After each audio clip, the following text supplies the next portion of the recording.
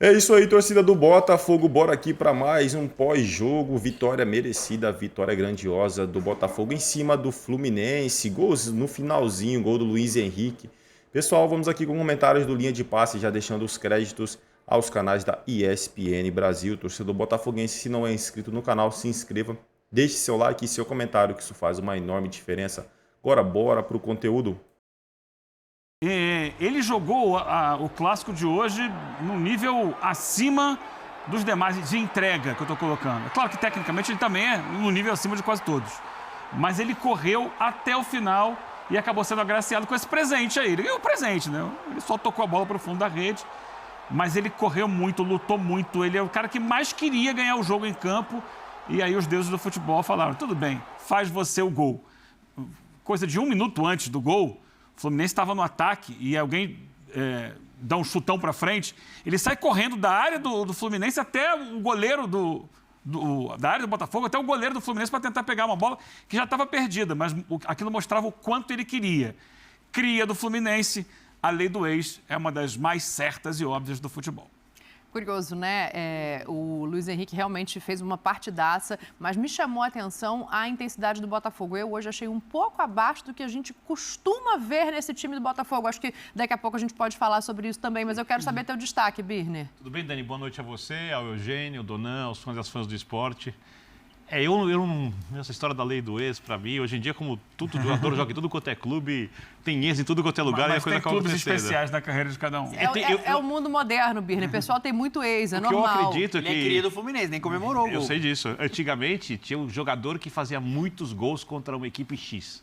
Sim. Tinha esse cara que era contra... Isso realmente eu acho que tem uma coisa ali, mas... Lei do ex, mas independentemente disso, de eu concordar quando você fala sobre o empenho do Luiz Henrique, o jogo hoje... ele era maior para o Botafogo.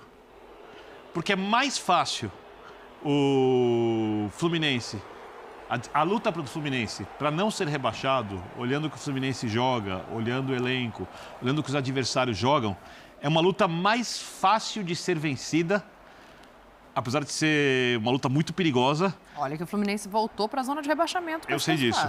E por isso que eu estou destacando isso desde já. Porque depois de sair fica fácil.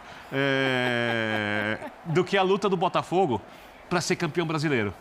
Porque tem um perseguidor muito claro, que joga uma vez por semana, extremamente bem treinado, sim, intenso, que fisicamente tende a ser mais forte que o Botafogo durante as próximas rodadas, que vai enfrentar esse Botafogo.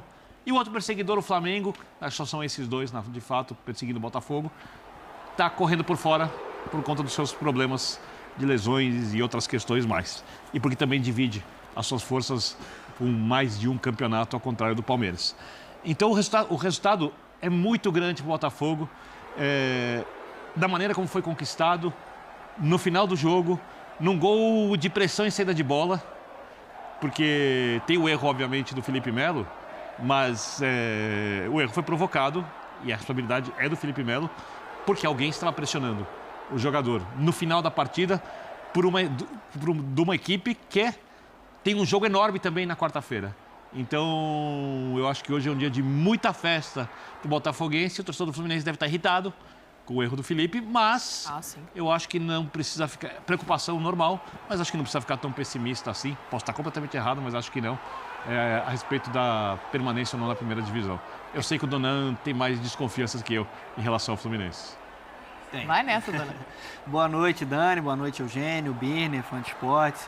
Acho que uma situação complicada desde a virada contra o Juventude para o Fluminense. O Fluminense teve um primeiro tempo lá em Caxias de um domínio maior, né? Tomou uma virada, agora vai se dividindo entre Campeonato Brasileiro e Libertadores. Acho que o Fluminense ele tem uma chance real de ir para mais uma semifinal de Libertadores. Tanto que, pensando muito na parte física hoje, o Fluminense também poupou.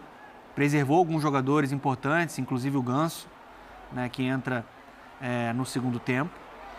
E um momento de pressão lá embaixo, com adversários concorrentes diretos, que estão com partidas a menos, não acho que a situação seja tão confortável assim para o Fluminense do Mano. Confortável não cai, para quem está na zona do rebaixamento. Sim, mas... Você não acha que a tendência é de não ser rebaixado? Acho que o potencial é de não ser rebaixado. É isso.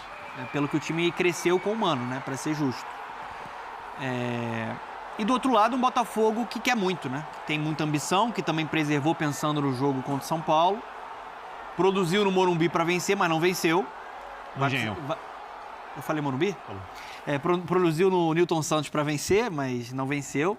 E agora vai disputar no Morumbi a vaga da Libertadores. Só achei que dentro dessa parte física, Dani, que você destacou, e eu concordo, no segundo tempo o Botafogo conseguiu botar mais o seu ritmo. Perfeito.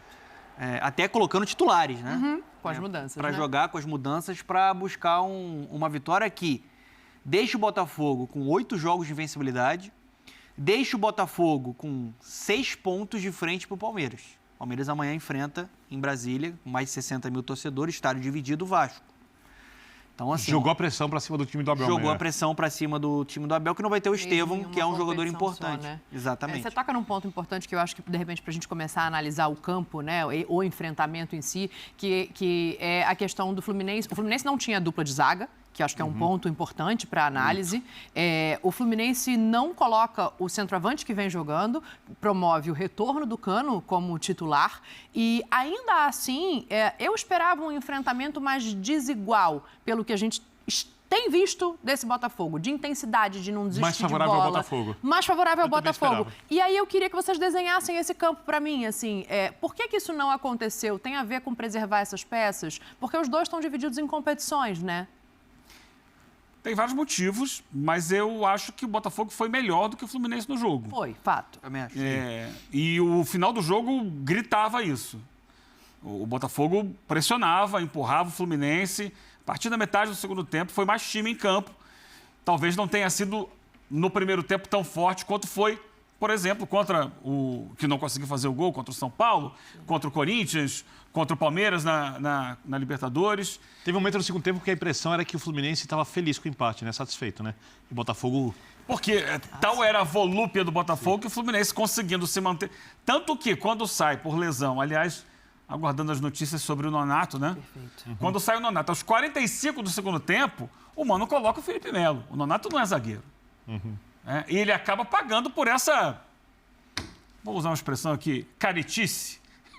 Foi careta, ele, vamos segurar aqui, saiu um volante, eu boto um zagueiro para segurar. Mas eu não coloco nem 0,1% a derrota na conta do Mano. Por que não? Porque esse é assim, eu não sou a pessoa de achar o herói e o vilão no jogo sempre. Não estou colocando isso, não. Mas hoje colocando que o Fluminense, inclusive em cima do que foi colocado, acho que o Fluminense estaria satisfeito com o empate. Quando ele perde um jogador de meio, coloca um zagueiro, Ele quer segurar o resultado. ele está satisfeitíssimo com o Tudo empate. bem, mas ele não segurou o resultado por um erro que não passa pela escolha do técnico coletiva. É um erro individual do Felipe. Passa pela escolha pelo Felipe Melo. Um jogador que praticamente não tem jogado, completamente sem ritmo de jogo, um jogador que está vendo sua carreira se aproximar do fim, a verdade é. É isso aí, torcida do Botafogo. Grande vitória do Fogão aí em cima do Fluminense. 1-0 no finalzinho. Poucos acreditariam nesta vitória do Botafogo em cima do Fluminense. Mas o Luiz Henrique foi lá e sacramentou a vitória do Botafogo em cima do Fluminense. A lei do ex nunca falha, né? Sabemos disso em várias partidas e hoje também não foi diferente. O Botafogo que, para mim, foi melhor nos dois tempos, né? No primeiro tempo faltou um pouco de apontaria ali, né, para os jogadores do Botafogo. No segundo, mesma coisa, Fluminense muito atrás. Mano Menezes parece que recuou mais ainda com as mudanças. E o Botafogo foi lá e guardou o seu golzinho. É isso aí, torcedor do Botafogo. Se não é inscrito no canal, se inscreva, deixe seu like e seu comentário, que isso faz uma enorme diferença para a gente aqui dentro da plataforma. O YouTube entende que o conteúdo é relevante e entrega para mais torcedor do Fogão. Não se esqueçam de se inscrever e ativar o sininho das notificações, porque isso faz uma enorme diferença, ajuda o canal a crescer aqui dentro da plataforma. É isso aí, pessoal. Desde já agradeço. Valeu.